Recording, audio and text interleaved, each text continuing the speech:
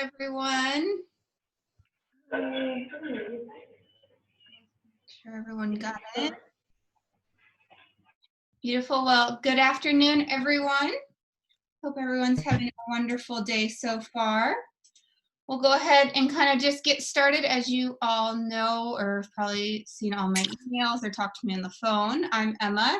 I'm the events manager for Keep Victoria Beautiful. I'm going to just take a quick minute. For some people here might not know the rest of our small but wonderful team. I'll introduce them all and have them give you a nice little wave so you know who they are.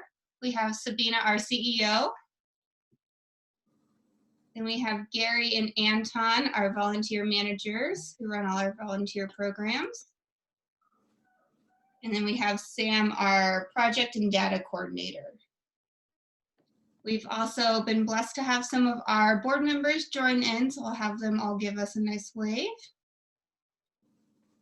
Perfect. And then we will just go ahead and get started on how today will work. I know it's a little bit different from getting together, seeing each other face to face, sharing an egg sandwich, etc. But we're happy we're still able to put on some type of presentation for everyone, and it's nice to see everyone's faces as well, because I know we've been slightly isolated from civilization lately.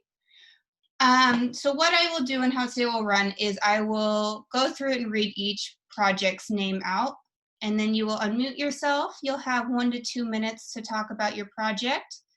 When you get close to that 2-minute mark, I'll give you a little thumbs up so you know to start wrapping it up, so then we can stay on time for today. I know it's not very long to chat about our projects, but we just want to make sure we have a chance to hear everyone's story and what they're doing in their communities. Perfect. If for any reason someone has a meeting they have to run to, have to get out sooner, just send me a private chat with your project name and I'll make sure to call on you next so I can move you up in the list if need be. Perfect. Then also, I know typically in past years you guys would get your finalist certificates today. Unfortunately, we cannot hand those out, but we will be sending them out after the event, which is now on October 10th, and that will be live streamed onto YouTube. So we'll send out information closer to the date with the link and everything so everyone can watch the awards night and find out who the winners are. Perfect. So I'm going to pass off quickly to Gary, who will give some background on Dame Phyllis Frost and Keep Victoria Beautiful.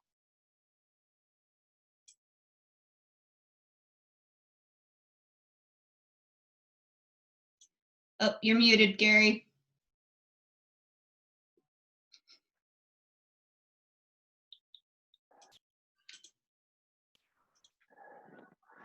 Fancy that, people not being able to hear me.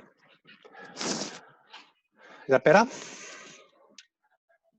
Yeah, okay. So, yeah, thank you, everybody, and welcome to the regional presentation. Obviously, the regional presentations this year are a bit different to previous years. And one of the good things I think about it is that we're able to get people from lots of different towns, from lots of different areas into the same regional presentation. So that's one benefit of this strange time we're living in. Bit of background for those people who aren't aware, Keep Victoria Beautiful has been operating for over 50 years. To that end, we had a morning tea at Government House in February this year as a small celebration of that. Keep Victoria Beautiful was originally started as an anti-litter campaign, and that was initiated by Dame Phyllis Frost. Some of you may have heard of her. She was a very active lady in relation to the environment and also women's prisons. Not only was she very active, she was also very capable of getting to see people that she thought she needed to speak with, and seemed to have a knack of being able to twist arms appropriately and get the results that she was aiming for. Over the years, Keep Victoria Beautiful has evolved from a litter campaign to now being a much broader environmental organisation, and we're also now involved heavily in community and volunteer programs and projects as well. Litter is certainly still part of our current operations, I can assure you of that. We run 2 different volunteer programs. One is the Adopt a Roadside program, And we've got about 140 groups across the state involved in that. And generally they go and pick up rubbish outside the entrances to their towns. A very simple and easy project. We very conservatively estimate that each year the groups are collecting somewhere between about 50 and 60 tonnes of rubbish per year. So a significant impact. Our second volunteer program is Stationeers program, is where locals beautify their local railway station, and particularly in regional Victoria, the railway station is seen as one of the entrances to their town. So the volunteers are wanting to make sure that entrance is looking as well as they can get it. Tidy Town Awards themselves have been operating for well over 30 years. They recognise and acknowledge the activities undertaken by community volunteers, schools, local governments. We know that a significant amount of work happens each year across Victoria, which is done by volunteers and community groups. And in a lot of cases, that work is also assisted by local government. And we always take the attitude when we're talking to community groups, if they have a project they want to get done, that work out what you want done, see how you can become involved in it, and then go to the council and say, look, this needs to be done. We can do this. Are you able to help us? We think in every situation that works better than just going to council and saying, well, this needs fixing. When are you going to do it? So the partnership between communities and particularly local government is extremely important. In this year's entries into Tidy Towns, there's both a lot of towns that haven't entered previously, which is really great to see. We've also got quite a number of entries from towns that have entered in previous years, have faded away and now have come back again. So that's also really great to see. Regional presentations are one of my favourite parts of the year. I'd normally this time of the year be travelling around Victoria, conducting the regional presentations in individual towns. And it's always great seeing the individuals face to face and talking with those people about their projects, and the enthusiasm from those discussions with their projects is certainly uplifting. So this year I'm both missing the face-to-face contact. I'm certainly missing being able to travel around Victoria, and I'm certainly missing the egg sandwiches and scones. And this is our third regional presentation so far this year, and I have noted not one person has sent me an egg sandwich or a scone. However, I can only hope. Back to you, Emma. Thank you, Gary, for that. Perfect, so we'll go ahead and get started. Again, you'll just see the thumbs up in the corner of my screen when you're getting close to that 2-minute mark to wrap up. And then we'll just quickly move through them all so we can stay on a timeline so we have a chance for everyone to present today. I will apologize, as I have in the 2 previous presentations we've done. I have a very American accent and I will pronounce a ton of names incorrectly. So just bear with me as I struggle through them, and feel free to make fun of me and correct me as we go through as well. Perfect, so first we're gonna start with the free community soup deliveries. Hi guys, my name's Sarah. I'm the manager up at the Chick Neighbourhood House. We are situated on the New South Wales and Victorian border. Excuse my voice, I'm recovering from laryngitis, so just bear with me, I'll do as well as I can. Back when we were first put into lockdown in March this year, we've got a really beautiful partnership with the Mima Bowling Club. I had a meeting with George Santos, who is the marketing director at the club, and we put our brains together to work out how we could support socially isolated and vulnerable community members in the Echuca Mima region through the lockdown. What we came up with was a soup initiative. The bowling club was providing us with 200 serves of soup per day, Monday to Friday, for 10 weeks. So we delivered, at first we were asking people to come to the house and collect, but we realised a lot of people weren't wanting to leave their homes to go out and access the foods. So we put our feelers out into our networks and managed to get a team of about 25 volunteer drivers who would come here every day at 12 o'clock and pick up a batch of soup each, and we'd give them a list of addresses, and they would go door to door, delivering those containers of soup with fresh bread and milk to the individuals in need. So I've got some statistics here, and so we did 10,000 serves of soup in total. We delivered 2,400 litres of milk and 1,500 loaves of bread in that 2.5 month period, which was a wonderful thing. It helped a lot of community members out, and yeah, that's about it. For some reason, I've lost Emma on my screen, so I don't know if I've got a thumb up or thumb down. How am I going, Emma? You're perfect on time, actually. You're still under the 2-minute mark. Oh, beautiful. All right. Well, yeah, this time around, unfortunately, with the border being closed, we haven't been able to reignite the initiative. Unfortunately, we can't go into New South Wales, and they're not supposed to come across to us either.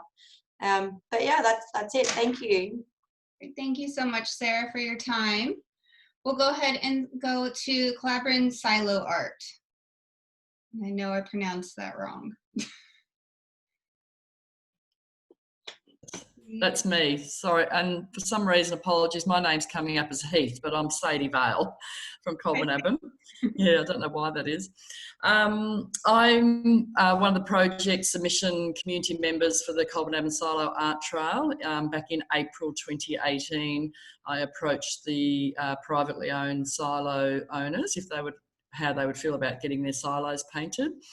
They were quite supportive of the initiative, except for we needed to sort out funding. So a few months later, the Pick My Project, Victorian Government Pick My Project funding became available around June 2018, and we put in the submission for that, and we were successful. It was a very long process with the voting stages to follow.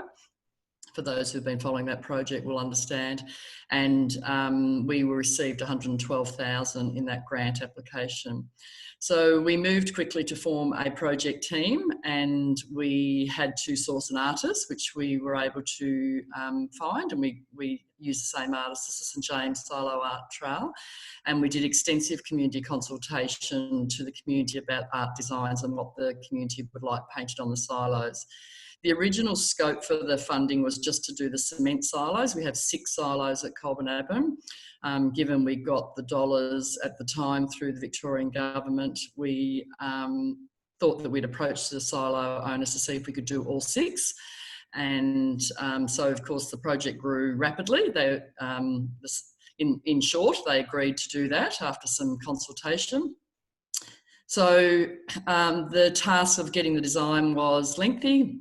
We had community consultation, we collated the data, and we got a sense that the community wanted to show the heritage of our township. So that process of art designs then took about 12 months with working with the artists to establish what the themes would look like, and we came up with 6 themes.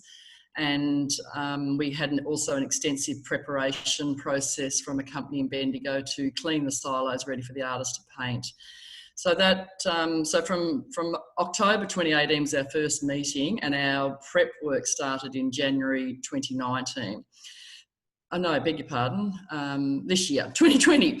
So it took so long to get to that point, and our artist started painting in March the 2nd. So he worked for 12 weeks, and we were struck with COVID through that time. We had to shut down our viewing area for people to come and watch him, but our focus became primarily on getting the artist through the project. We had to be finished by the end of May.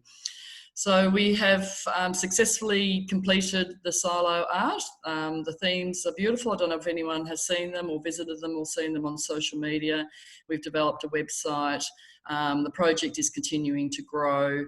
We've developed a viewing platform. We'll have interpretive boards going up soon. They're just about finished, but we can't put them up because we don't want to attract visitors at the moment. But they're going to be an additional feature to the platform, and they will complement the silo art themes, along with just another telling the story around the Colbinabbin history. And we've also now working towards extending the viewing area that we were able to, through the journey, secure the lease through VicTrack of that land. and we've got about 5 acres of land to develop, which is going to become a precinct of gardens and native plants and walking tracks. One of our themes on the silos is actually the original annual farmers picnic, and we've seen when people could come how people just want to sit there and have a picnic and look at the artwork.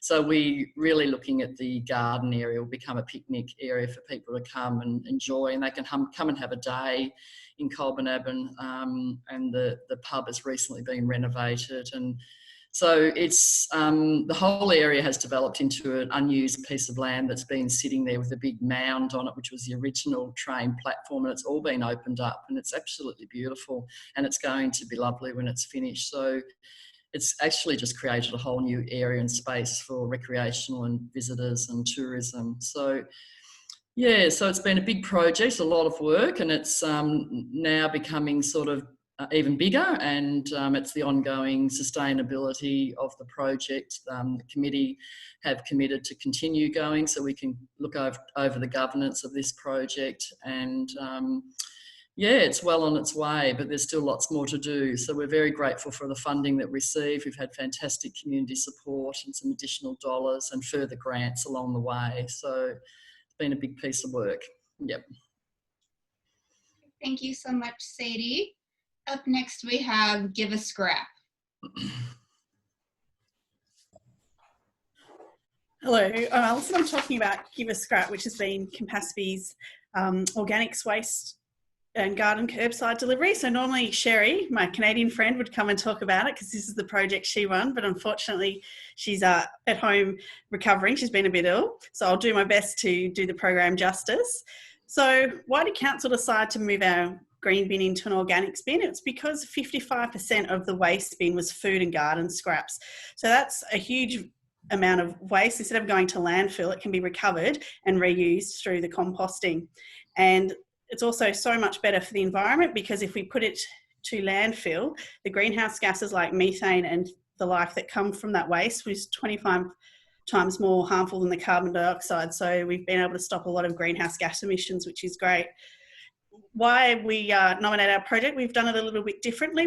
We've worked with councils around us who have already introduced their service and you took their learning so we could make it suit our community. We went for an opt-in from the start because a lot of councils make it compulsory, where we thought, no, we want to engage with people who are interested and made it an opt-in service. And we also spoke to the community too about what were the barriers and what were some of the things that would make it easier for them so we can incorporate that in our design. So how did it go for the first 12 months? Well, it's been really successful. So we've got 7,689 people have signed up to do the food and garden waste, which is 71% across the towns in Campaspe. And that's almost 20% increase from services at the 1st of July in 2019. So that's fantastic. And the guys that have all signed up, they are awesome. Our contamination rate is really low. It's 0.25%. And a lot of other regional councils get contamination rates around 2%, and other councils can get up to 5%. So to have such a low contamination rate shows how well that people are using it and using it well. And it's a credit to the education program, which is where the title Give a Scrap came from. So we've had a logo go with the scrapping. Had some really good social media programs as well, even getting our mayor dressed up as our councillor in a banana suit. So it's been good fun.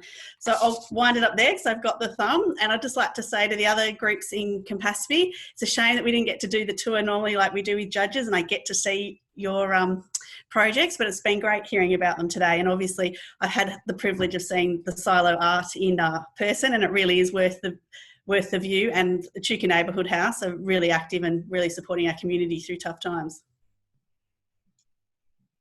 Thank you so much, Alison. Up next, we have the Meeting Place mural.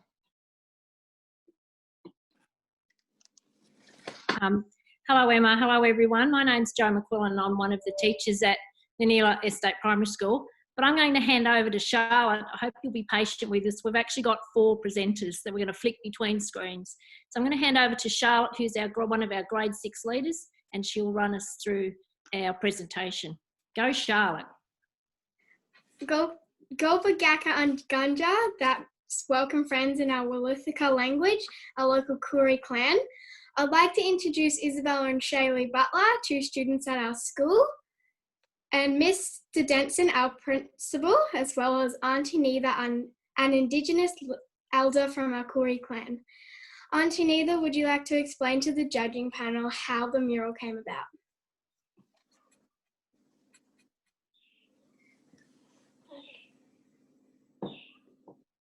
Hi, I'm Nevta Kelly. I'm the artist. I currently do murals in all schools in surrounding areas. So when Nanila asked me to do a mural with them, I was more than happy to do it. I had my daughter and her best friend come and help me. And then we just painted it on the concrete, on the bitumen in the quadrangle. The meeting place mural is a lot like a map with pathways, rivers, and towns leading to a place where we gather. Our mural is a set of 4 large, colourful circles. The smaller circle represents a campfire. The other circles represent the land and waterways that are around our area. Around the circles are symbols that represent people at our school. The white lines and circles represent other towns and clans. Now, Isabella and Shaylee are going to tell you some other symbols in our meeting circle. Part of our meeting mural is where we painted the 3 rivers. In our rivers, there are symbols of turtles and fish. We have used the Wisika language in the rivers. There is 3 rivers. The first one is the Gala.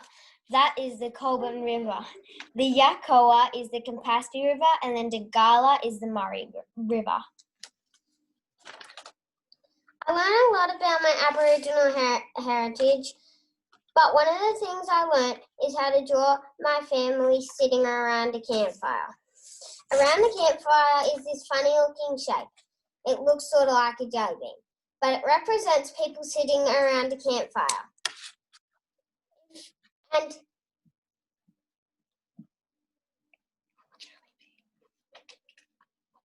in the jelly beans is a handprint and an animal that represents you and your family sitting around a campfire. If someone has passed away in your family, you would do them dotted sitting around your campfire. The meeting circle is a place where we get together 3 times a day to check in with each other and see how people are going, as well as to celebrate things such as birthdays. We also use the meeting place to meet new people. We sometimes play there when it's too hot or too wet. We use the meeting circle to talk about the story and the symbols as well. Now Shaylee is going to talk about what she learnt from the meeting circle. What I learned from our meeting circle is I got to share it with my school, and I also got to learn the local language and symbols and what they mean. I learned the animal prints, and it feels good that people can respect our culture and our history. Now Isabella is going to talk about what the meeting circle means to her. The mural means a lot to me. I get to learn about my culture and I get to share it with my school and local community. A lot more people will learn about our local Aboriginal culture because the mural will be there for many years to come. People might think it's just a piece of art. But when we explain the story behind our mural, they will see the symbols. It makes me feel proud because everyone worked on it together and it's one of a kind piece of art. Now back to Auntie Neither to tell you about what the meeting circle means to her. We often talk about reconciliation, and we only talk about it on Reconciliation Week. But this is a piece of artwork that will stay with them forever. And I'm doing it one mural at a time in all the schools. That actually educates all the children, where it will dispel a lot of the racism and myths about Aboriginal culture and history. Yeah, and that's all. Yeah, thanks for listening. Thank you so much, guys. Great presentation. Perfect. We are going to go on to the 2019 Wheelie Good Christmas Trees.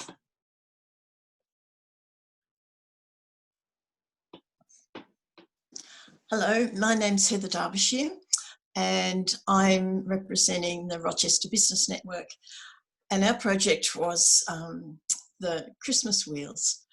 This resulted from two issues in our community. One was we had a yard full of old bikes that were from another project and they were going to end up being scrapped. And the other was there was always a few grumbles around Christmas time when people, the Christmas decorations went up and there's a bit of dissatisfaction. So we came up with an idea of community-made Christmas decorations. So we took all the wheels off the bikes and we sent out expressions of interest to anyone, to the shops, to community groups, anyone. And the idea is to decorate the wheels with recycled materials or things repurposed. All the businesses came on board and it was quite amazing what they used from their particular businesses. The Shire of Campaspe paid from their Christmas fund to for us to make stands to attach these wheels to. So the stands were around the town. The schools, aged care, all sorts of community groups, all kinders, everyone came on board. So we attached those wheels to stands and put them around the town. And we also had, at our local town market, we had a morning with recycled items and people could come and make their own wheel ready to be displayed. If you look behind me, I've just put a couple up there behind me. There's no right or wrong way to decorate a bike wheel. So they were all very diverse. They were all different. They'd come in and you'd go, oh my goodness, I would never have thought of that. There was a lot of community pride, lots of comments. It was lots of fun. It's very sustainable. We were amazed how well they stood up. They're a bit faded, but we'll be able to use some for a second year. Yeah, it's just been a really nice project. We did over 80 wheels last year and we assume there'll be more this year. Okay, that's it. Thank you so much for your time in presenting today. Up next we have Wanna Play But Can't Play. Thanks, Emma. My name's Sally. I'm the Program Manager from Tomorrow Today. I thought today I'd speak about, we're actually finalists in 3 categories today, so I thought I'd speak about the Education Vanilla program as a whole today. So the Education Vanilla program commenced in 2010, and it's a whole of community approach to improving educational outcomes for Benalla's young people. So the goal of the program is by 2030, the Year 12 completion rate of our young people will equal or exceed the Victorian average. So within our programs, we start in the early years and we run a program called PEEP, which is Parents Early Education Partnership. And within that program, we work with parents and children together to improve their readiness for school. So that enables us to work with parents and carers to improve their parenting skills and also enhancing children's physical health and well-being, their pre-literacy, pre-numeracy and oral language skills, and their social and emotional skills. We connect families to the social and allied health supports that they need to ensure that their kids are ready to start school. And I'm really proud to let you know that between 2015 and 2019, 84% of families within the Benalla area came to at least a term's worth of PEEP during that time. The program is really highly respected in our community, and within the Australian Early Development Census, we've seen a decrease in vulnerability of 9.4% from 2015 to 2018. Part of our program also works on student wellbeing, and we nurture people through our Connect 9 mentoring program, and also provide funding assistance for children to join a sport or recreation activity of their choice. And we know that if kids are connected to something outside of school, they're more likely to stay connected to their education. We improve student retention and career success through a range of work placement and also career development opportunities. We worked really hard last year with local businesses and schools to improve work experience opportunities for Year 10s. And our rates last year went up to 94% of our Year 10 students completing a work experience placement, compared to an average of 60% in the previous years.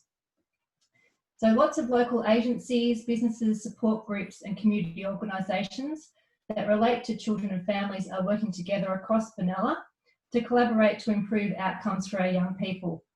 So that equals around about 140 organisations within our town that are working together to have shared responsibility for the education of our children. Thank you.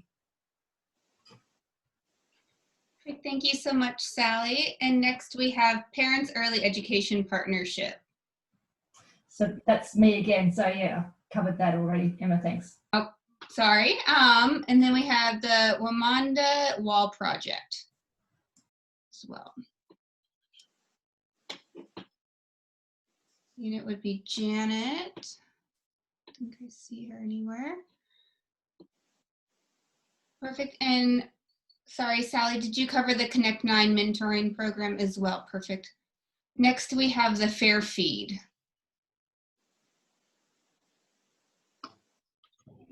Hi everyone, that's me. So my name's Leah and I'm from Nisei and talking to you about Fair Feed program. Fair Feed's a program that we created back in 2017 to support our young people who are experiencing homelessness and who needed some support with accessing meals. So we were lucky enough to be able to get some philanthropic funding to be able to help set the model up, sorry. Inopportune time to have a cough, sorry about that. So what the funding enabled us to do was to actually set up the model, and we took 6 months to do that. We worked with local cafes in Wangaratta and with young people who were our consultants on developing the model to create something that meant that young people experiencing homelessness could have a meal in Wangaratta at a local cafe at a time and place that was convenient to them. But it also meant that not only did they get a nutritious meal, but they would also be able to be engaged in the community because we're such a cafe culture that being able to connect with community is really important. I'm really sorry, I've got a tickle in my throat just as I'm starting to talk. The model, as I said, started in 2017. Last year we were able to extend that to go to Benalla, so now it operates across Wangaratta and Benalla. We have 10 cafes involved across the two towns to support to support the young people. And some of the key achievements I'm just going to run through is we've had 158 young people be involved in the program. And just in 2019-20, we had 115 meals provided in Benalla and 183 meals provided in Wangaratta. We've had a significant amount of support from our local communities through donation jars, but also through media, through TV, radio, and print media and social media. Young people have talked about how it enables them to connect to their community in meaningful ways. We've had some young people able to get casual employment through the connections that they've built in those cafes. Some young people are using it as an opportunity to re-engage and reconnect with their family, whereas previously that was unsafe for them to do that, or their relationships were quite tenuous. Being able to meet in a neutral place over a cup of coffee or a small meal has meant that they've been able to do that. The program operates a bit like a coffee loyalty type card. The young person pays the first $3 of their meal, and then we pay the remaining up to $12 of that meal, and they can take one other person with them. So some young people are being able to take their kids out for a meal at a local cafe, which they've been able to do before. Like some might meet their parents or carers, grandparents. One young person quote, for instance, is, helps me feel like just everyone else, so people can't see how much I'm struggling. So not only does the program help the community show young people that they care by providing something meaningful and helps the young person be healthy and nutritious, but also provides that sense of connection and community. So overall, it's an innovative approach to provide that food relief for young people, but it also engages them in their community, decreasing socialisation and creating community connection. We've had to adapt to the program obviously over the last few months because of COVID. So we've been able to do that. So now we fully subsidise the meals so that there's no cash handling components for young people. And the biggest, not only for young people having that sense of connection, but for our communities to show their care and concern for young people has been a really strong positive outcome of it. Like I said, we have 10 cafes that are participating, and typically each month the donations pay for the meals. So it's becoming a self-sustaining model of care for young people that is provided in their place of community. So we are looking to expand it because we know that it works really well for the community and for our young people. Thank you. Thank you so much, Leah. I appreciate it. Up next, we have 2040 in Beechworth.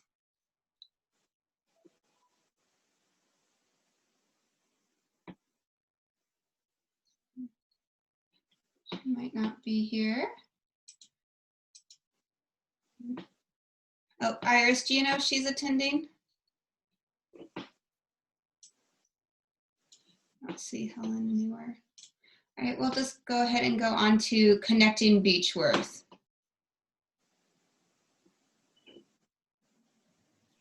Hi. Can everyone hear me properly? Yep. Great. So, having a few tech troubles here today. So I'm here to talk really quickly about Connecting Beechworth, which is a collaboration between Indigo Shire Council, which is where I work, and also our Quercus Neighbourhood House, Beechworth. So the Connecting Beechworth program has been going since 2017 and has changed quite a lot in relation, depending upon what our community has looked for, but the main aim of it is to connect vulnerable community members with information. So that's its core purpose. So there's approximately 120 volunteers that are involved with Quercus and the Neighbourhood House, and we've since also started, or had started before COVID, bringing in our visitor information centres to be part of this as well, as a way to get really key information out about what's happening, I guess specifically in Beechworth, in that model that we do run it through myself to other towns as well. And that has since, I guess, grown. COVID's been a really interesting challenge with getting information out. But the model of Connecting Beechworth finds, helps us find those really key connector people who are already really engaged and tend to know what's going on in the town far better than one person in a council can.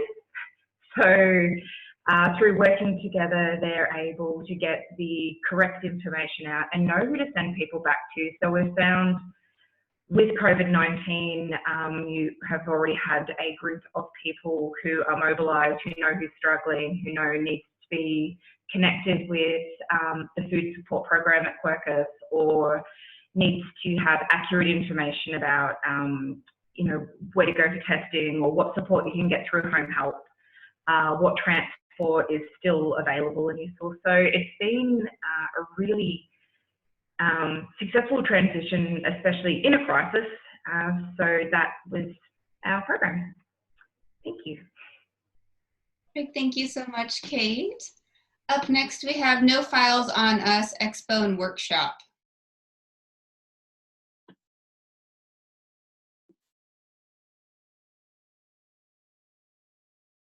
Oh. Iris, is that you?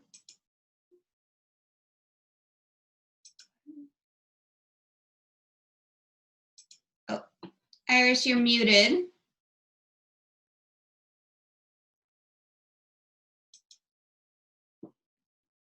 If you click the bottom left mute button, should let you go through. Right. Hear me?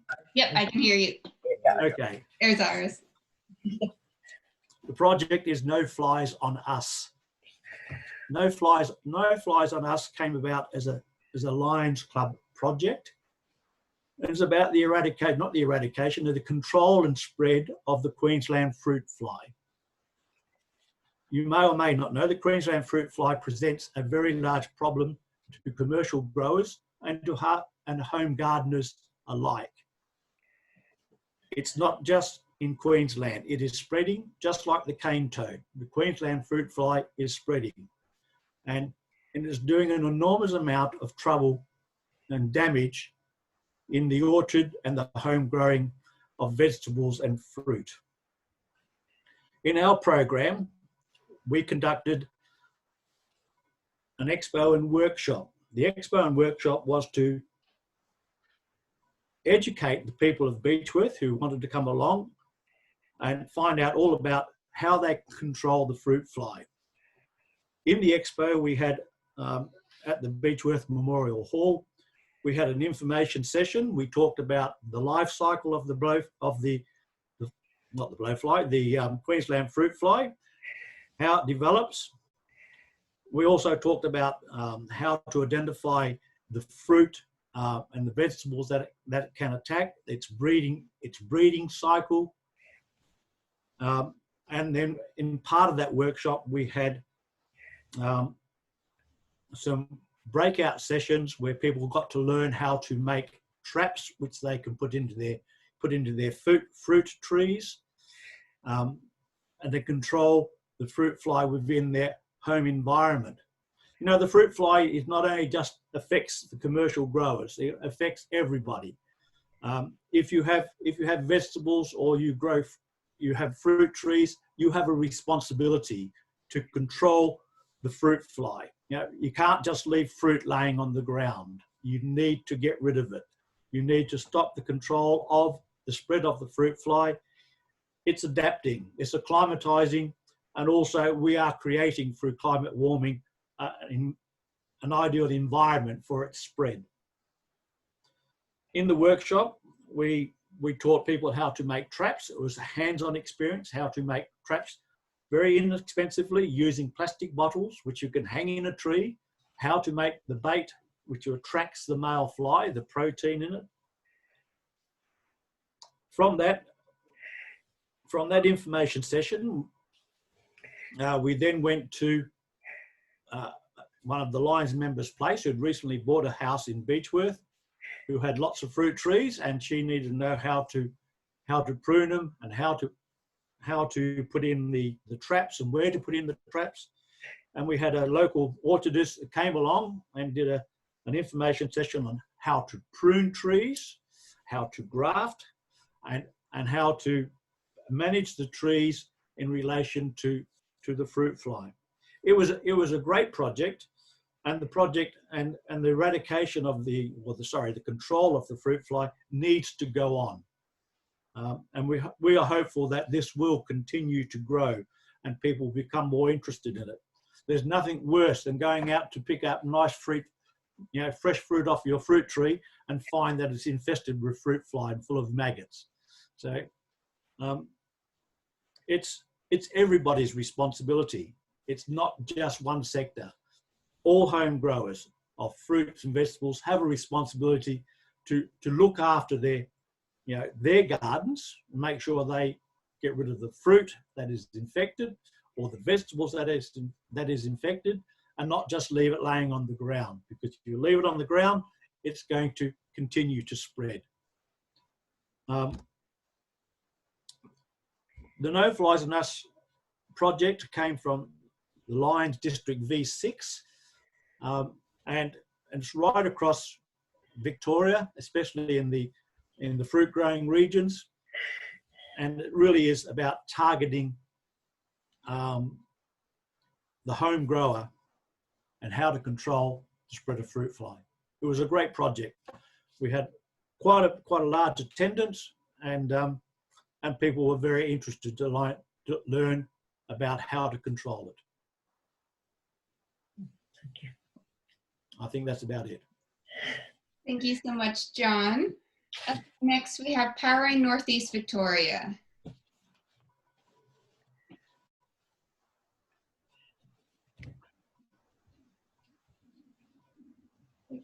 Indigo Power. Well, they were there too. It's Indigo Power, that's me. Hello. Hey everyone. I guess I'd just like to start off by acknowledging all of the really awesome initiatives that everyone's presenting here. It's a whole bunch of positive energy that I think is really just good to acknowledge through a time like this where we've all been so separated. So cheers to everybody with all of their great motivations going forwards. My name is Lysander. I'm a project coordinator with Indigo Power. I'm fairly recent into the fold with Indigo Power. Ideally, we would have Ben McGowan here. He's the project lead for the company, but he's often busy, so I'm taking the reins in. So I'll fill you in a bit on what these guys have been doing with their amazing work from before I got here. So basically back in 2014, a bunch of Yackandandah volunteers started up a group called Totally Renewable Yackandandah. And they partnered up with a distributed energy group called Mondo, and they developed a 5-stage roadmap to basically develop a community energy hub for Yackandandah. So along with that, they decided to, in saying that, part of that was the necessity to develop essentially a retail front. There's only so much you can do from rallying on the other side of the fence. You really need to get into the fray to make any kind of meaningful difference and impact in the way that you want to do it.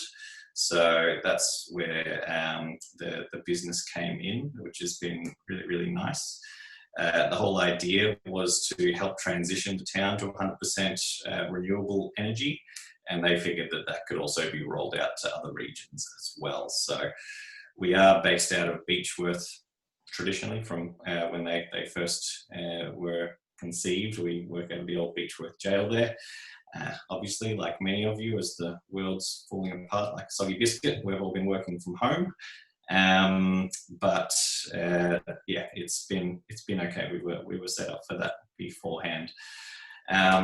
They've been doing a lot of work with a lot of other community energy groups, trying to really promote being able to do a similar model to what Tri had done. One of their big projects at the moment, which is still coming close to completion, is a big community-owned battery, as well as some solar generation going on there as well. Another big step that they took was also to be a certified social enterprise. So any profits that are eventually generated through the tariffs and all the normal things that you're familiar with energy bills stay and are distributed within the region, as opposed to being picked up and swished off to some overseas something or other. So that was a few of their key missions to ensure that they met those with what we do. But yes, as everybody else is finding, we were hit with the 1-2 punch with the fires first off straight in the year. We'd only been kind of operating for a month or two. And then just as we thought we would be in recovery mode, coming outside of that, COVID, as everybody is now dealing with, came in as well. But we're still going along. We are looking at rolling out into New South Wales shortly, in the next month or two, as well as into a few other regions in Victoria. At the moment, we're only within the AusNet service region to be able to offer our services. But we're always looking for new people or new organisations in new areas to get in touch and have a chat with about what it is that they would like to see happen in their regions and towns, and how we can have some kind of positive effect for them as well. Thank you. Thank you so much. Up next, we have the Oak Tree Beautification Project.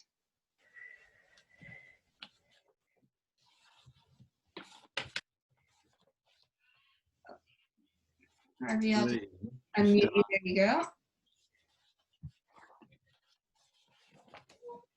Host disabled attendee screen sharing.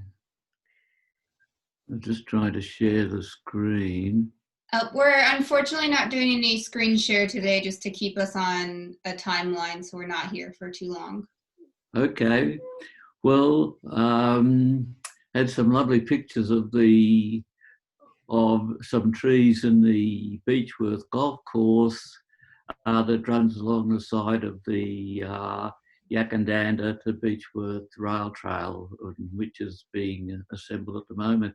This was a cooperative project between the BTG a couple of years. Well, we've been associated with the Tidy Towns for quite a while, as some of you Beechworth people know, because we are very interested in trees, and particularly we've got lots of beautiful old trees around Beechworth, and we started to catalogue them, and we went with the National Trust and catalogued a lot, and then we did tree walks around Beechworth and put up things like that. But subsequently we found some of the trees, particularly a couple of the trees here in Beechworth, were very unique. One was the white oak, which is a very rare one, and another one was the one that's now planted along the rail trail along Alma Road next to the Beechworth golf course. And that was a very special one. We think it's a hybrid between the water oak and the South American red oak. So it's a very interesting oak. And it's, if you go along and have a look at it now, walk right along the bike trail, you'll see that some seem to be deciduous, some tardily deciduous, and some are just deciduous, some have lost all its leaves and evergreen. So there's such a great variety. But anyway, we picked this tree, we grew lots of them, and after 2 years they were ready to transplant. And so we got in touch with the rail trail people. We thought this would be a wonderful place to put them, because when you look at the rail trail, it doesn't have much protection from the wind on the western side or the sun. And where we put the trees was part of the golf course that was covered with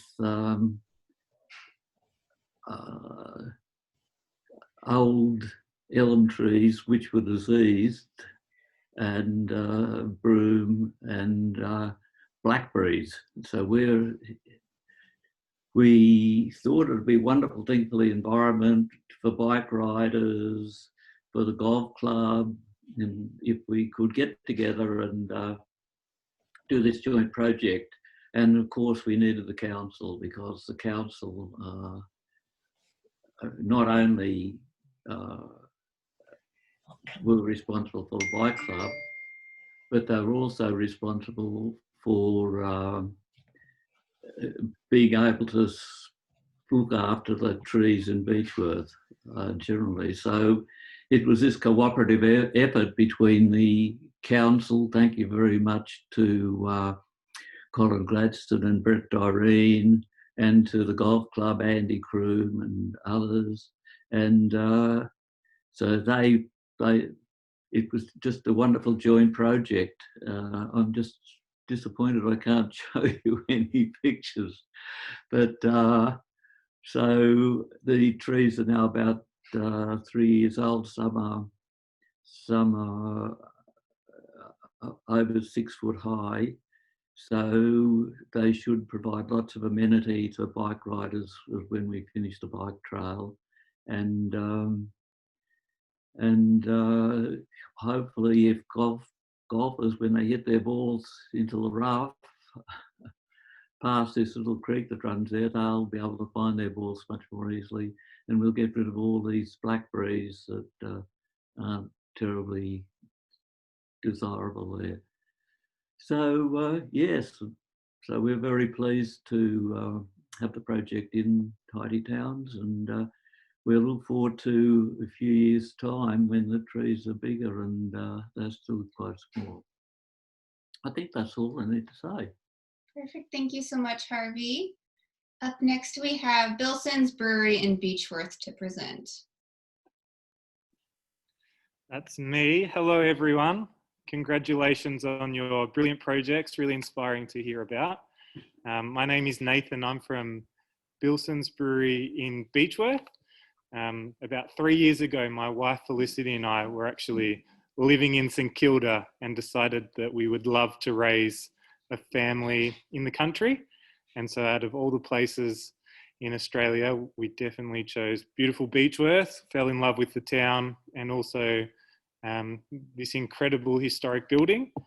When we moved up, the first thing that we did is we engaged a local historian who did an incredible job at putting together a concise timeline of everything that happened here, as well as some of the original photographs and labels and recipes.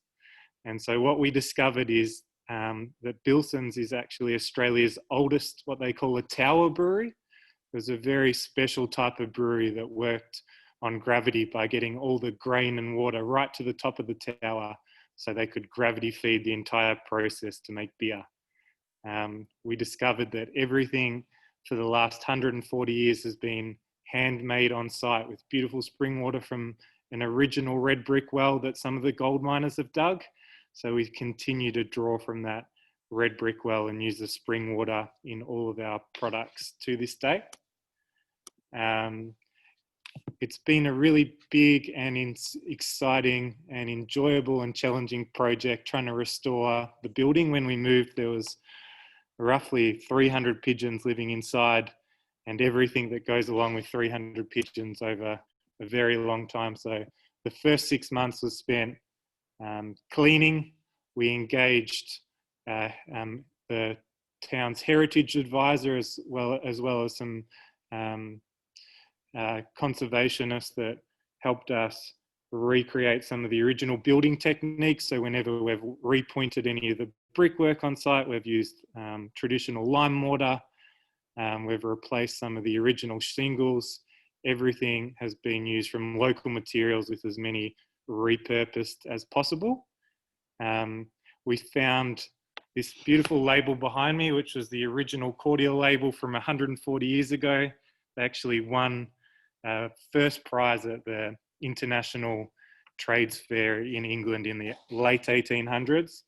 And so in the last 18 months, we've managed to expand the range from just cordial to now making some traditional tonic water, soda, beer, cider, gin, with some whiskey on the way that has just started to go in some ex-red wine barrels from Rutherglen. So it's been a really enjoyable project. We're really proud that the community's really gotten behind us. People like Iris and the rest of the town have shown a lot of support and interest.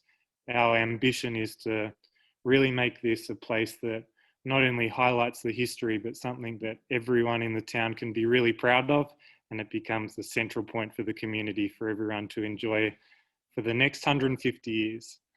And so, yeah, thank you everyone for listening. And if anyone's in Beechworth, make sure you stop in. We'd love to give you the proper tour and show you around this important historic site. Thanks, Emma. Thank you so much, Nathan. Up next, we have Beat Inc. Oh, I think here we go. Oh, Judy, you'll have to unmute yourself in the bottom left corner if you click the little microphone.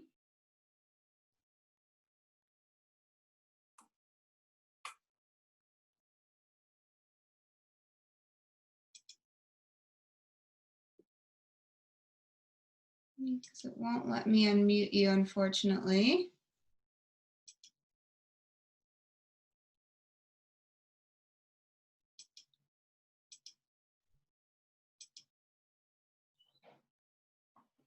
Let's see.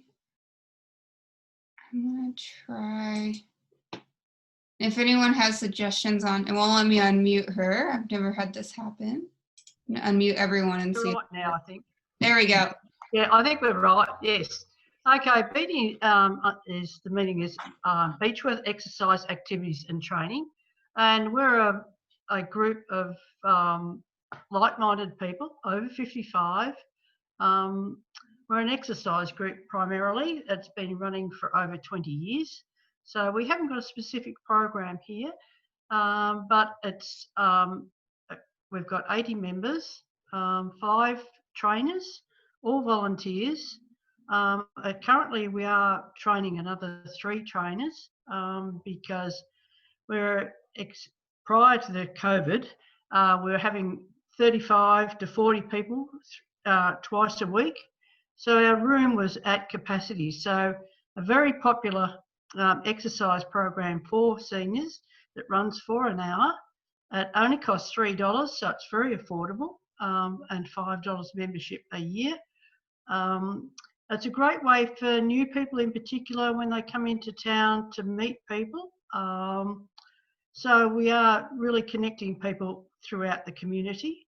Also, we work very closely with the Beechworth Health Services and the medical clinic here because before you actually do start the training, just like a gym, we need people to be signed off that they are fit and healthy and are capable of doing the exercises.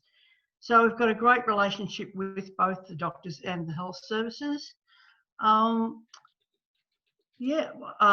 just think it's a fantastic program. It's been, as I said, it's been going for over 20 years and catering for both male and female.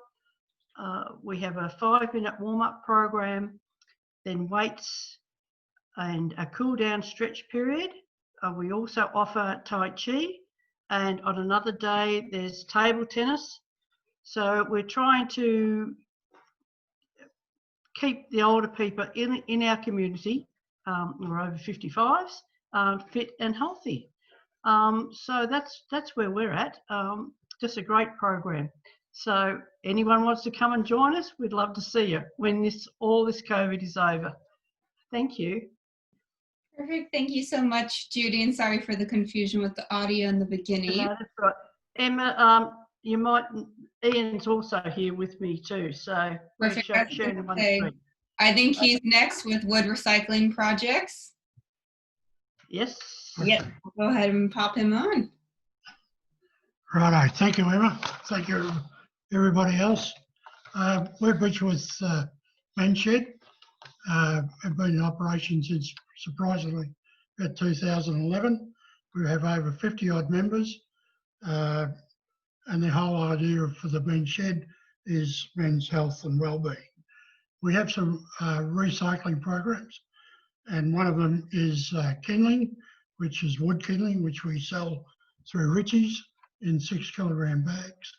And in conjunction with the Beechworth Correction Centre, we have the woodettes, which are made from the scrap from their furniture making, educational materials, and everything they do under contract with the Victorian Government. We have the support of the council who supply pallets to us, wooden pallets from the tip they put aside for us, as well as a lot of local businesses as such, including Nathan's business, and they help sponsor us ongoing. Whole idea is recycling. We've estimated we've recycled per year over 4 tonnes of wood material, because we sell over about 600 bags at 6 kilos, and plus the woodettes another 1 or 2, 1.5 tonne of that. So it's a project that sustains us, raises significant funds, as well as the kindling and the pallets. We have old building site materials, and local builders drop those off to us. We're also doing work for land care, making possum boxes and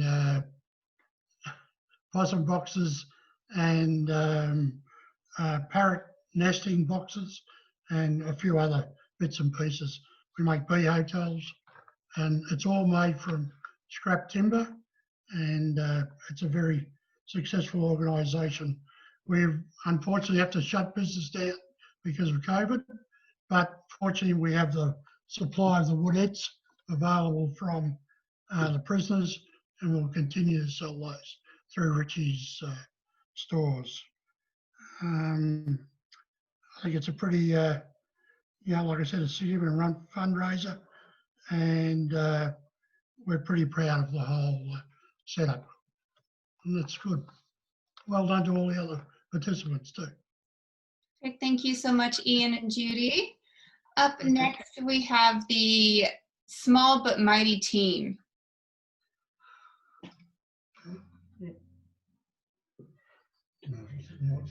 Okay, they're here. Anna, are you? Maybe she's not in there. No worries. We'll go ahead and skip to Edible Garden Expo. Great, thanks Emma. I'm Christy, I'm the chairperson for Food for All Swan Hill region, and we're a community group that work together to support food literacy and facilitate access to adequate nutritious food for all members of our Swan Hill community. So we've been working on the areas of edible food gardens and also emergency food relief in Swan Hill region. We've got numerous partners in our group, including our local welfare and emergency food relief agencies, employment agencies, our schools, excuse me, our local council, our Aboriginal services, and our local hospital as well. So we're quite a big group that have worked together for over 3 years now. And in the end of last year in October, we hosted our first Edible Garden Expo, which is the project that I'm talking about today. So we had a set up in our local town hall with about 16 stall holders, including our schools promoting their school gardens, our community gardens, our local Aboriginal services and our native nurseries. Fruit fly were represented through our Sunraysia pest-free area. We had discussions around wicking beds, composting, our local nurseries, our local library with the resources around gardening, as well as our local garden club were involved. There were some activities by Bunnings on the day, and our local council was there as well. So we had over 150 people, community members, come through on the day, and we held 3 talks throughout the day that they could attend, and they were on composting, fruit fly, and wicking beds, which are the water-saving garden beds. We were very lucky enough to have 2 students from Swinburne Dietetics course who were both on the call, and thank you, Sophie and Bella, who were there on the day and were able to help do some surveys of our community members on the day around the barriers and the enablers to edible gardens at home. They also did some surveys on the day around whether people would come back for another event, and 100% of people said they'd come back to an event in the coming year. So we have been successful for a grant, and we'll be holding the event again probably early next year now with COVID. So, but thanks for having us here today, and so great to hear from everybody else and their projects. They're all amazing as well. Thanks. Okay, thank you so much for sharing. Up next, we have Zero Waste Swan Hill. Scarlett. Hi everyone, my name is Serena Kelly, and I'm the curator of the Zero Waste Swan Hill Facebook page. Great to hear so many people doing great things out there. So I was inspired or compelled to start the page a couple of years ago, after concerns regarding so many environmental problems, not only locally, worldwide, whether it be food waste, plastic pollution, deforestation, so many problems out there. I was inspired by other people doing similar things out there, using social media as a platform to educate, to share ideas, to engage with their own local communities around living sustainably. And I've been really blown away by the engagement that I've received from the local community. As we speak, I think there's about 970 followers of the page, and I feel like we've built up a real little online community where people can share their ideas around sustainable living. And it also it allows people to communicate around, you know, the power of small actions collectively can make a huge difference. So it's been a busy couple of years. There's been lots of doors open. I'm always looking for opportunities to share not only ideas but other events such as this Edible Garden Expo. You know, let people know what's going on in their community. You know, there's been opportunities to do school presentations, to do displays at community events like Swan Hill Harmony Day, the Swan Hill Library Sustainability Expo. I've been able to facilitate and promote workshops such as beeswax wrap making workshops, composting workshops. We've also registered as in collaboration with Swan Hill Neighbourhood House as a collection point for Aussie bread tags for wheelchairs. I don't know if everybody's heard of them. Also an organisation called Lids for Kids, which collects plastic bottle tops, bread tags and bottle tops that would normally, you know, just go to landfill and that are being saved from landfill and going towards great causes.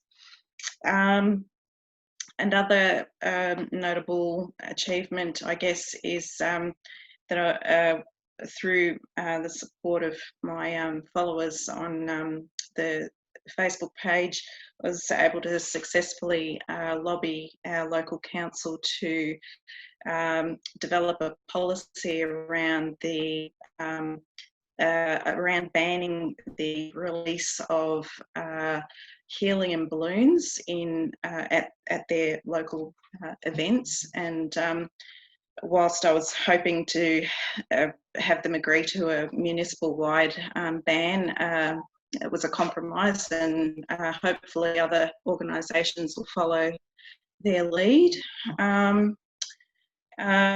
Another probably notable event was that through the Zero Waste Swan Hill platform, we're able to host a screening of the documentary 2040 to raise more awareness around the impacts of climate change, and that was really successful. That was about a year ago, and we were able to have about 100 people in attendance at that movie night, and there was an opportunity for discussion at the end of the night, and also with the support of the Sustainable Living in the Mallee group. They were a great support. And lastly, we have been in the throes of putting out the feelers to start up a repair cafe in collaboration with Swan Hill Neighbourhood House and also the Sustainable Living in the Mallee group. COVID's stalled that process a little bit. Repair cafes are a very social thing, and obviously we can't be too social at the moment. Yeah, so that's pretty much a wrap up of what I've been up to for the last couple of years, and yeah, that's about it. Great, thank you so much, Serena. Up next is Hannah Roberts, Community Leadership. I don't think I see Hannah on here. Let's double check. Perfect. Well, then we'll go ahead and go to Mia with Sexy and Safe Youth Consultations. Yeah, hi guys, I'm Mia Revere. I'm from Swan Hill as well, and I was nominated in the Young Legends category. So my project is very different to everyone's here. And congratulations on all your projects. You're all doing really great things in your community. So the Sexy and Safe Let's Talk About It youth consultations derived from a collaborative place-based partnership designed in dialogue with Child and Youth Area Partnership, Women's Health Loddon Mallee, SERSH, and supported by our local youth council, Novo. The initiative was presented by the Youth Affairs Council Victoria, who are the peak body for young people. Basically, their core business is to advocate for positive change for young Victorians and the youth sector who support them. I experienced teenage pregnancy and parenting myself, so I'm very passionate about using my lived experience to improve outcomes for other young parents in my region and just generally the sexual and reproductive health of young people here as well. Teenage pregnancy rates in the Mallee are actually the highest in the state. So hence the need to provide young people here with meaningful opportunities to contribute to ideas of how these outcomes can be improved.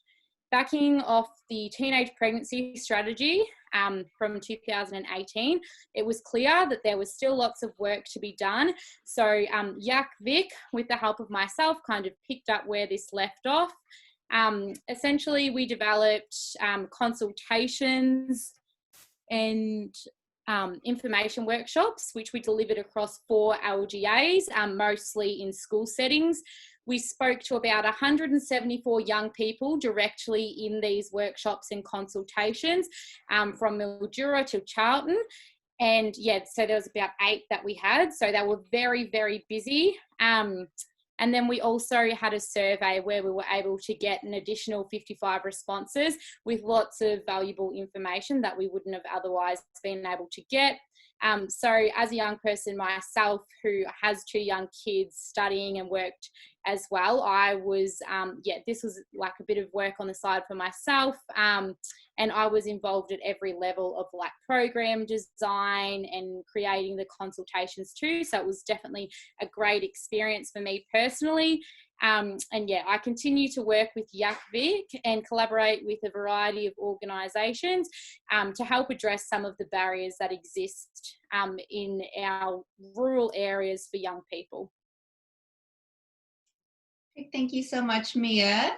Up next, we have stimulator production to protect and improve soil health.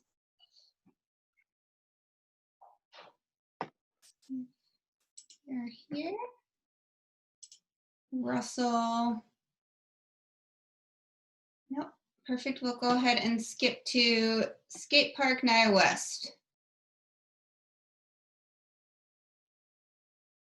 They are happy. That's me.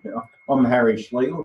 So I'm out in Nia West, so part of the Nia District Action Group. Nia West has got a population of around about 450.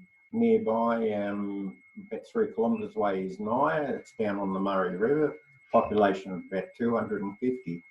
What we discovered when we looked at some of the other local smaller towns around, they had lots of play equipment, you know, BMX tracks, skate parks, exercise equipment.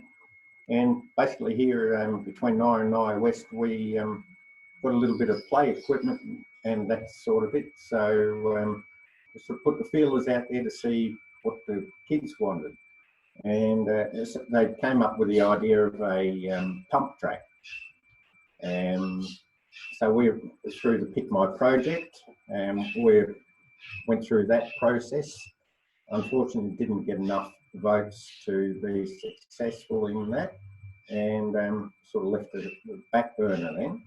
In the meantime, we kept asking around, and because some of the other members in the action group decided, oh, maybe you should put in a BMX track, you know. But we asked the youth what they wanted, and they certainly didn't want a BMX track. They wanted a skate park. So, as it so happens now, Swan Hill is getting, or has a new skate park that's been developed. So it's already up and running. The old one is a metal sort of ramp formed one, and that's surplus to their needs. So we put in sort of an application that, you know, we would really like it out here and so forth. So we started doing a little bit of fundraising. Fortunately enough, now some funds have come through drought relief, etc.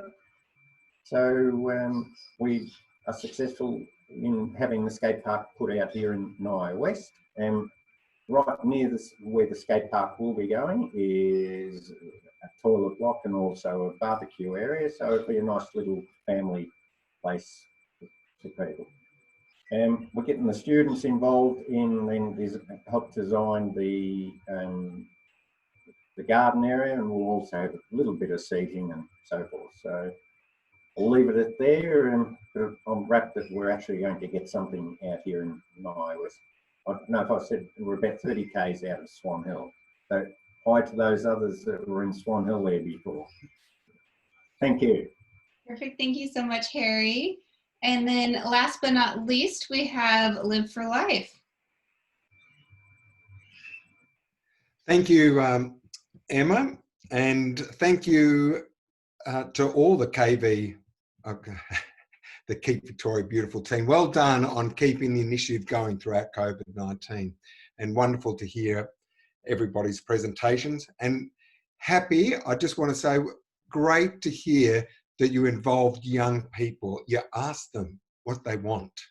It's so important to always ask young people and get them involved. My name's Bernard Galbally, and I'm the CEO of Youth Live for Life, a health promotion charity responsible for the Live for Life model. Live for Life is a community-grown, evidence-based rural youth mental health model to prevent youth suicide. The Live for Life model aims to ensure that young people, teachers, parents, and the wider community are better informed about mental ill health and are proactive in identifying the signs and symptoms of an emerging mental health issue before a crisis occurs. Something, I just want to pick up on what Gary said earlier about only going where you're invited. We as an organisation only go into communities where we're invited. For us, it's very important to acknowledge the local custodians of the land in which we work, and today I'm speaking to you from Wood End. So I'm standing on Dja Dja Wurrung land, and I pay my respects to the past, present and emerging traditional custodians and leaders of this country in which we meet. When a suicide happens in a rural community, the impact is profound. I'm not sure if you're aware of the statistics, but suicide is the leading cause of death of Australian young people. It actually accounts for 40% of all deaths of young Australians aged 15 to 24. That's based on ABS statistics, 2018. And that rate has increased by 20% over the last 2 years. The suicide rate is 41% higher in rural and regional communities than in urban areas. 1 in 4 young people have experienced a mental health issue in the past 12 months, and that's higher prevalence than all other age groups. Mental illness tends to first emerge in younger people.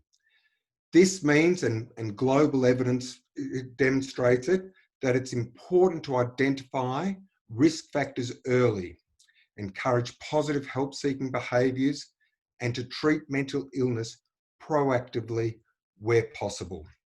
And this has been borne out in the interim report of the Royal Commission into Victoria's mental health system.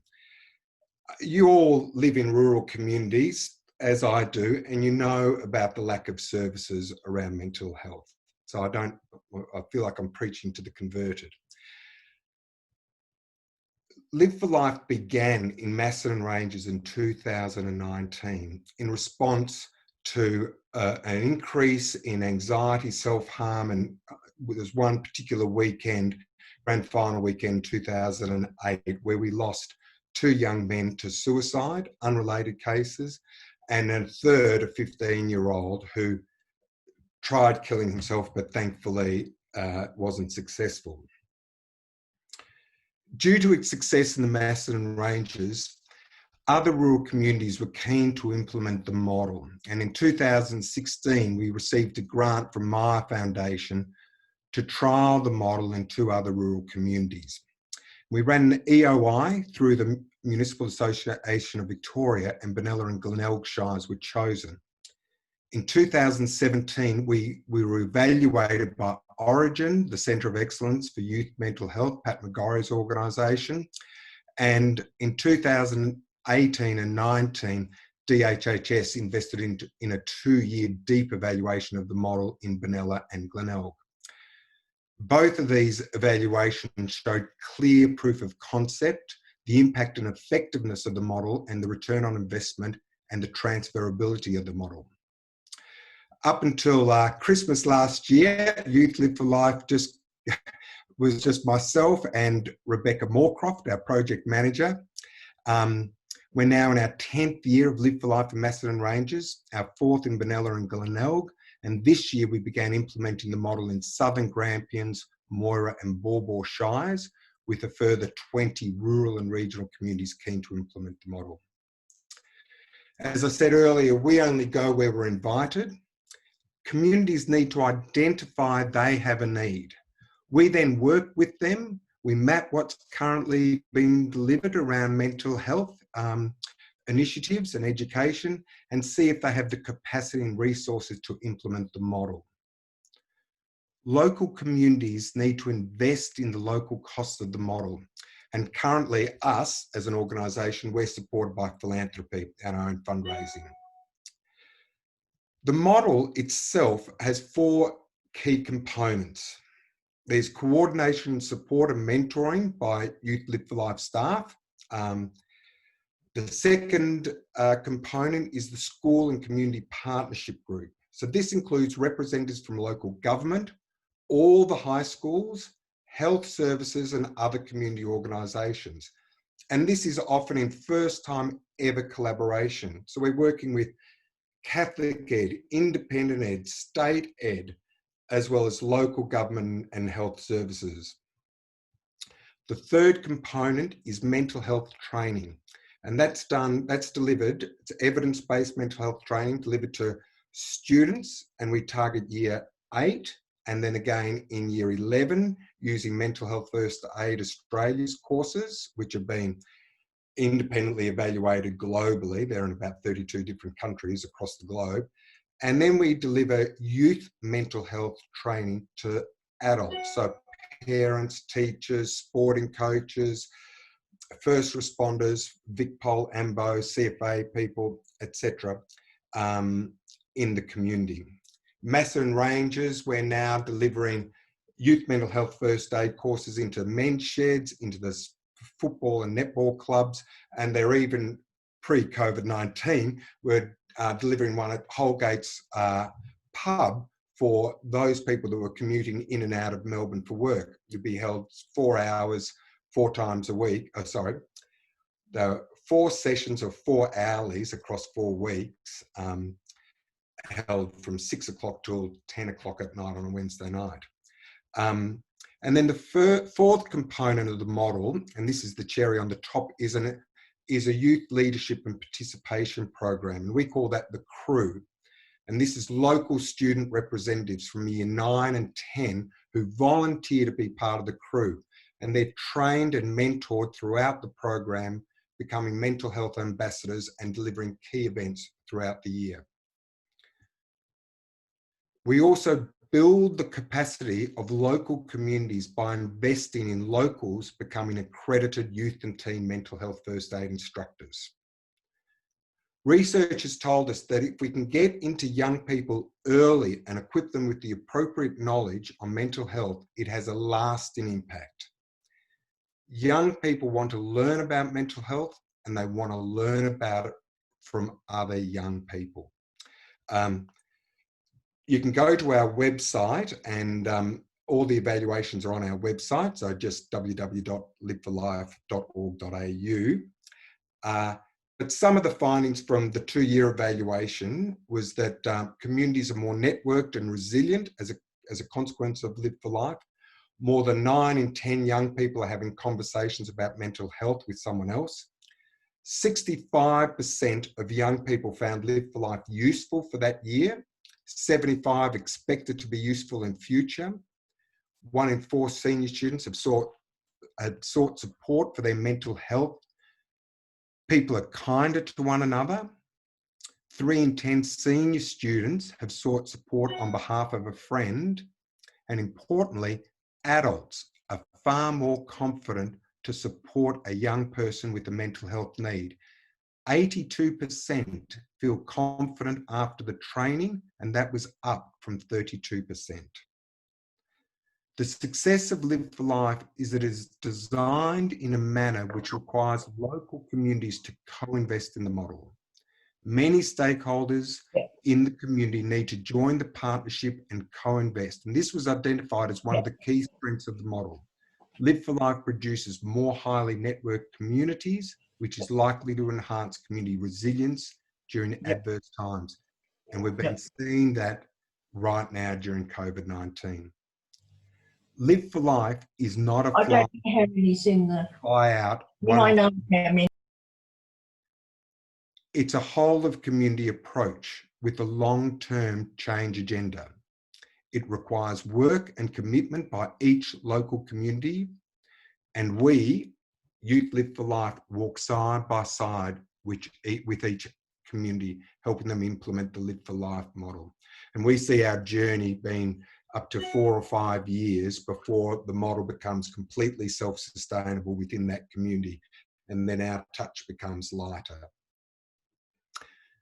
Thanks. Perfect. Thank you so much for presenting. And that is it for the day. I'd just like to say thank you to everyone who attended. And then we're going to have Sabina and our chair, Dick, say a few words before we finish.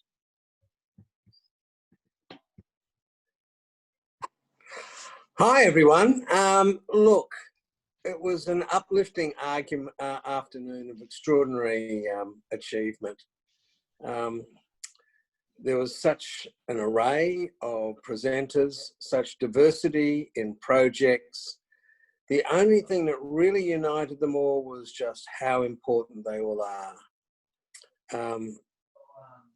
We looked at everything from the environment to recreation to men's sheds to youth mental health. All of them undeniably important. All of them really given a huge kick along by the community. It's a great pleasure for the city of, for the Keep Australia Beautiful to reward people in the community like this, with Tidy Towns being such a huge name in community achievement in regional areas. And look, I hope people learned from each other, steal from each other, and make sure that it was all of these inspiring words, imaginative projects, and community dedication can be replicated throughout Victoria. Thanks very much, everyone. It's been a great afternoon. Yep, it has indeed, and I think everyone deserves a big clap. So if Emma's going to unmute us all so we can do a big cheer. Muted the ones that allows me to, if everyone else can just unmute themselves. There we go. So do we go yay? Yay! Yay! Yeah. Perfect. Thank you so much. It sort of lacks something doing it over the wires, but anyway. And a big thank you, of course, to Emma to help put all this together. She's done a fantastic job. Thank you, Emma. Thanks, She Emma. has been fantastic. Thank you. I appreciate everything you all are doing and sticking through this whole COVID virtual event that we have going on. So we'll see you all on October 10th to see who the winners are. Beautiful. Perfect. Thank you again for attending. Have a wonderful day. Everyone. Long John Silver. Bye. Bye. Bye. Bye. Oh.